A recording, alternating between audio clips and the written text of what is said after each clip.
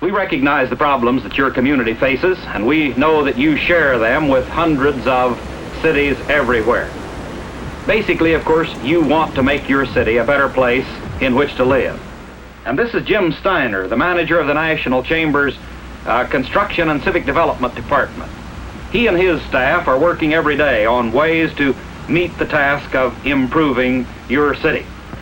And the result of a great deal of research and experience has been compressed into this booklet, our Urban Development Guidebook. That's just what it is, by the way, a guidebook for you. Here are suggestions for organizing your manpower to do the job, with emphasis on the fact that it is your job. It's a local job. This is Fred Bashaw, an outstanding and respected real estate consultant. He has put together on film the story of the dynamic city. I'm sure that you will see the exciting opportunity that exists for your city to become better. And you will see patterns and trends in this film which are mirrored in your own town or city. Perhaps most importantly, you will see the need for understanding and organization to do the vital job of making your city better. This matter of getting people to work together to make their city better is something that Jim Steiner has given a lot of thought and attention to.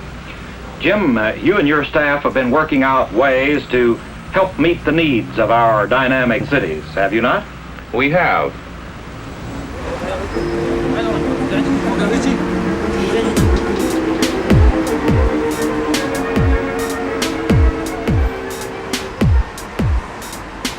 Grass Keeps Growing er poetiske og socialrealistiske variationer over, hvorfor græs det gror. Græs insisterer altid på livet. Asfaltjunglen nedbrydes langsomt af ukrudt og græs. Græsset bryder op imellem fliser og revner i betonen. Sådan har det altid været. Livet sejrer. Græsset er en metafor for livsvilkår. Kreativiteten i mennesket, der ikke kan slås ihjel. Kort sagt, viljen til at leve. Hvad er vigtigt for dit liv, for at du trives i din hverdag? Hvordan skal din bolig være indrettet, for at du føler dig tilpas? Et hus på landet, en lejlighed i en boligblok, udsigt til himlen, et parcel, et hus omgivet af en græsplæne og en have. Er mennesket skabt til at leve i huse eller i Guds fri natur? Er det græsplænen og naturen, der gør den store forskel? Hvad sker der med mennesker, som ikke har et grønt område omkring deres bolig? Bliver de trætte af livet, hvis de kun kan se asfalt og beton? Kunne vi overhovedet forestille os et liv uden træer, blomster, en natur omkring os, der tilkendegiver, hvornår en ny årstid indtræffer? Hvordan er det, vi prioriterer indretningen af det offentlige rum, vores livsbetingelser og levemiljø? Kort sagt, jeg snakker om det gode liv, det gode samfund. Det store spørgsmål er, hvordan bygger man et nyt liv op af de gamle rønner? Nøje spøjen. Le Corbusier, som var en del af Bauhaus-skolen, gik meget op i funktion og konstruktion. Han kaldte boligen en bomaskine. Er boligblokken egentlig ikke en meget god idé? En praktisk bomaskine. Grundtanken i 30'ernes Bauhaus-skole var jo egentlig at give almindelige mennesker mulighed for kunstnerisk prægede omgivelser, fra de mindste detaljer inden for brugskunst til selve det ydre miljø. Bauhaus, ikonet for det moderne. Moderne mennesker skaber deres egen tilværelse. Gå ikke i graven, uden at du har skabt dit eget liv, og så opstod parcellisten. Et parcelhus er et fritliggende hus med have, en bolig for en familie, og opfattes ofte som et hus i en etage. Udtrykket stammer fra 60'erne, hvor de store udstykninger af landbrugsejendomme tog fart. I dag anvendes begrebet parcelhus ofte i en nedsættende betydning om enfamilieshuse uden særlig særpræg eller karakter. I 2006 var der 1.019.387 parcelhuse i Danmark. Men den grundlæggende idé med parcellen var vel igen, at vi skulle hæve vores levestandard. Ideen om, at mennesket havde hver deres eget jordlod, hvor de kunne udfolde deres eget liv inden for ligusterhækkens afgrænsning, uden at underboen kunne høre ens morgentoilette eller blande sig unødigt i, på hvilke tidspunkter af døgnet man måtte støvsuge, at ungerne kunne få deres eget værelse og få frisk luft i lungerne efter skole, at man kunne tage solbad topløs i baghaven, uden at herr Olsen fra 4. til højre glode. Man kunne i det hele taget vælge at leve sit eget liv uden andres indblanding. Men problemet var måske igen ensretningen, de samme huse, de samme rammer til alle sammen. Og hvor er kunsten og det kreative så henne, hvis vi alle skal leve under ens rammer, når vi faktisk er vidt forskellige? Nutidens ideologi er bundet op på, at vi alle kan give vores eget lille særpræg på hjemmet. Gå ud i IKEA og køb skallen til en lampeskærm. Du kan selv vælge, om motivet på skærmen skal være røde blomster eller børnenes tegninger, der pryder over dit spisebord. Men er det nok det lille valg? Tiderne skifter, og mennesket får hele tiden nye idéer og nye tanker om, hvad den perfekte indretning af tilværelsen er. Den evige udvikling, og det er menneskets evige søgen efter en bedre tilværelse, der gør, at vores samfund er i konstant udvikling. Derfor er det vigtigt, at den kreative side i mennesket dyrkes. Jeg agiterer for 50% kulturfag i skolen. Det er fremtidens skole. 50% kultur i primetime i tv. Jeg slukker for reality-tv og tænder for kultur-tv. Ja, fandme så. Kunsten og det kreative skal proppes ned i halsen på folk. Kulturdannelse til folket er ikke den enkelte sag. Nej, for kreativiteten er netop det grundelement, der driver verden frem. Kan man tage kreativiteten ud af mennesket, spørger du? Det tror jeg ikke, for hver gang vi støder på et problem, så forsøger vi at finde en løsning. At finde nye veje og nye løsninger kræver, at man tænker kreativt. Men hvis vi understimulerer det kreative i mennesket, så skaber vi et usundt samfund. Så skaber vi et samfund i ubalance, halve mennesker. Og det skulle da ulækkert at færdes i et samfund med halve mennesker. Ja, når jeg tænker over det, er det jo fuldstændig absurd, totalt ineffektivt. Sådan kun at gå rundt og bruge den ene hjernehalvdel. Derfor opfordrer jeg jer alle til at gå aktivt ind i kampen om bevaringen af det kreative i mennesket. Den del af os, der ikke kan slås ihjel. Den del af os, der hele tiden søger de bedste livsbetingelser. Det er kreativiteten, der skal redde verden fra undergang og stagnation. Ja, jeg ved det. Du synes, jeg lyder rigtig træls nu. Alt for hellig. Men jeg mener det sgu. Jeg laver fandme et nyt parti. Partiet for de kultiverede. Sæt kryds ved G. G som gashåndtag og baghjul til vanetænkning. G som gulvverden. Undergraves af kreativiteten. G som grass keeps growing. Stem på Kulturpartiet. Partiet for de kultiverede. Stem på liste G. Og hvis en gold og vanetænkende maskine skulle rulle hen over os en skønne dag, så vil mælkebytten bryde igennem asfalten før eller siden. Sådan har det altid været. Kreativiteten og livet sejrer. Mal din altan rød, gul og grøn. Træk i arbejdstøjet. Dorte har lyserøde pelargonier og caprifolie på hendes altan. Og en bred slagbænk, der gemmer pottemuld, og et tørrestativ, hun kan hejse op og ned. Hun må være praktisk og skaber en løsning, for der er ikke meget plads. Men hun er glad for lyset og for udsigten. Himmelrummet, der bliver en forlængelse af hendes stue. Hun elsker skaterne, der rumler hen over bænkene, og parkourfolkene, der klatrer op under hendes altan. Hun elsker polofolkene, der slæber deres kajakker hen over pladsen, og alt det liv, der ikke ligner hendes eget. Hun elsker friheden til at være forskellig. Hun elsker, at der er plads til alle livsformer og identitet. Og det er der, vi skal hen, mine venner. Grass keeps growing. Men det er en fantastisk gave fra skaberen, fordi han har skabt det sådan, at selvom man klipper det af for oven, så kan man aldrig få det til at dø hen, fordi det skyder ned fra rødstødstikken af.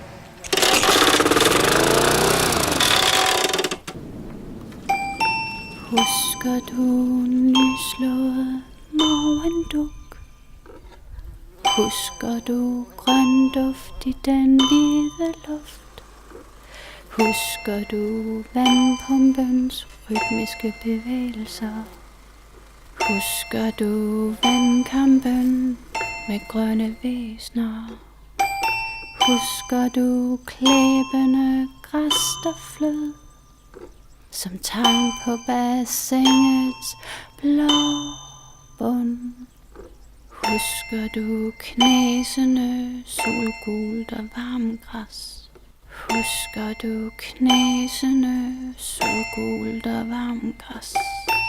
Husker du, vi spillede badminton på den kølige plæne, når aftensolen kom? Husker du tibier, tordenvejr, lynene? Husker du tibier, tordenvejr, lynene? Husker du, da vinteren kom? Græsstråene tittede op af isen. Vi skøjtede imellem træerne i æbleplantagen. Vi skøjtede imellem træerne i æbleplantagen. Husker du tryg sommer barndom på plænen i baghaven på Rosengårdsvej?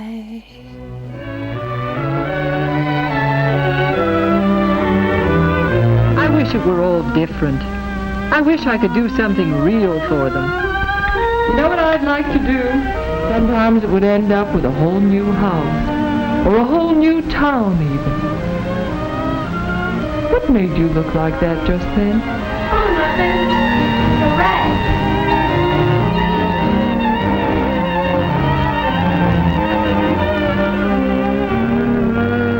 Now, what's involved in making your city a better place? Well, things like housing, Sofaerne. Så er det flødesovs. Min værelse. Og min bamse. Et sted, hvor jeg kan gemme mig selv.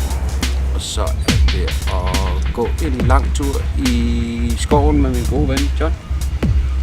industrial development, Det bedste ved der, hvor jeg bor, er, at der bor mange udlændinge. Det er lige ved siden af byen, og så er det lige ved siden af centret. Men det er stadig et meget stille og roligt sted, og alting bliver ordnet der. For eksempel græsset bliver hele tiden ordnet, og ja, det er et meget fint kvarter. better streets and highways with special emphasis on parking and traffic conditions, of course. Det bedste ved mit liv lige nu, det er nok min hund, fordi jeg har mistet alt. Jeg ved faktisk ikke lige helt, hvad det bedste ved mit liv er lige nu. Det er sådan lidt svært at forklare. At leve. Det bedste i mit liv er mine børn. Jeg har 2 dejlige børn. Så i skole i morges og så dukken på græsset og solskinnet. Jeg bliver glad ind i noget selv. Det behøver ikke at være store, vigtige ting. Det skal gerne være de små, der bygger sig så op. Better schools and playgrounds and parks, a host of public facilities and services. Improving all these things adds up to a better town, a better city. صيف شي أخضر شي طويل شي كبير شي حلو صيف Sne, græs, شي أخضر fjergræs, hjertgræs, شي طويل sødgræs, sudangræs, شي كبير blodgræs, rørgræs, pampasgræs, شي حلو skovgræs, pibegræs, krybende hestegræs, صيف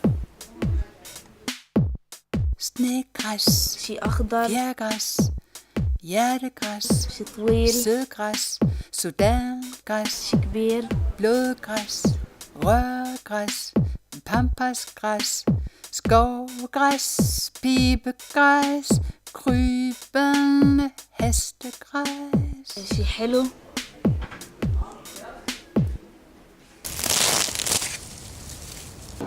The best about my life at the moment is studying. I've been studying business in agriculture in Delom Landbrugsskole. It's something I grew up with back home. My parents they have a farm just for consumption, but I think it would be fine in the future if I could extend it to commercial farming.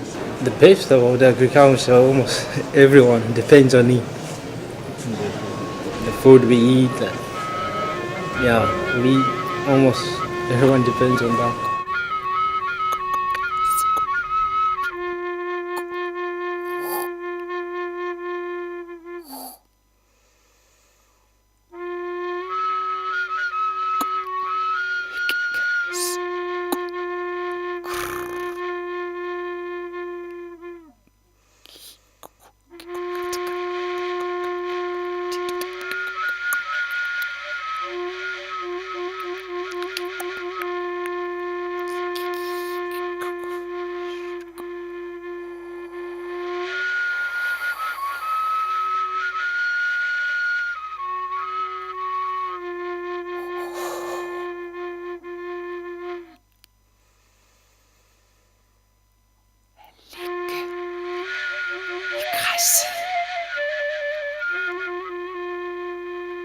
Kig op i luften.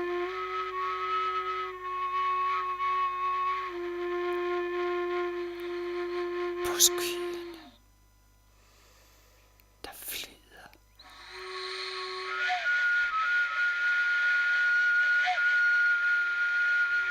Indtil græs bliver ustyrligt.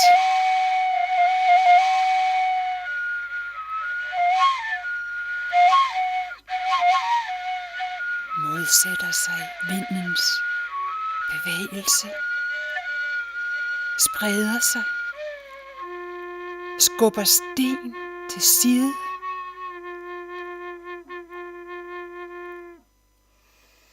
Løfter haven opad. Løfter mig med op. Gror som en tue eller et tæppe.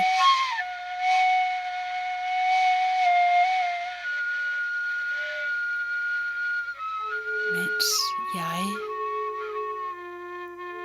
blæser toner i græsstrå, der er hule, undtagen ved knæene.